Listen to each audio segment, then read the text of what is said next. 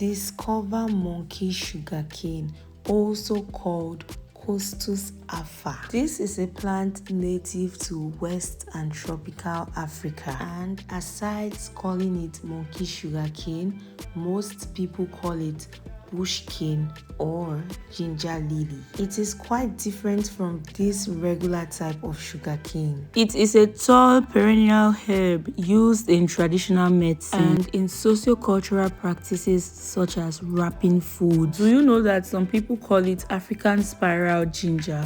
This grows like the regular sugarcane. As a matter of fact, their looks are similar. However, the taste is different. The difference is in the taste. Monkey sugarcane has different colors. In most cases, you can find them as green as this. In other cases, you could see them pale yellow, other colors. It is actually not strong or firm as compared to the regular sugarcane. Well, I speak for the ones I've seen. Now look at its skin. It is easy to peel off. This particular species of sugarcane is grown in Africa, and speaking for Cameroon, it is grown in Cameroon. It is not always so common. As a matter of fact, some people see it and do not even know that it is monkey sugarcane, as compared to the regular sugarcane that you will see and you will know visibly that it is sugarcane. It has to be sweet.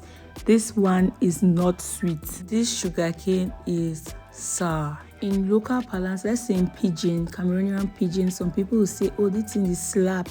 It means it is sad to a point where it slaps, your mouth feels uncomfortable. In as much as there are some benefits to most of these plants, people are often advised to consult their doctors before proceeding to consume them. Also, it could have underlying side effects on some people, so please consult your doctor. Studies shows that in some parts of Africa, some people tend to consume these plants for medicinal purposes as well as the leaves of the plant. However, I know that this is very hydrating due to the water content in it. As a matter of fact, it serves as a hydrating agent. Let me know in the comment section, have you heard of monkey sugarcane?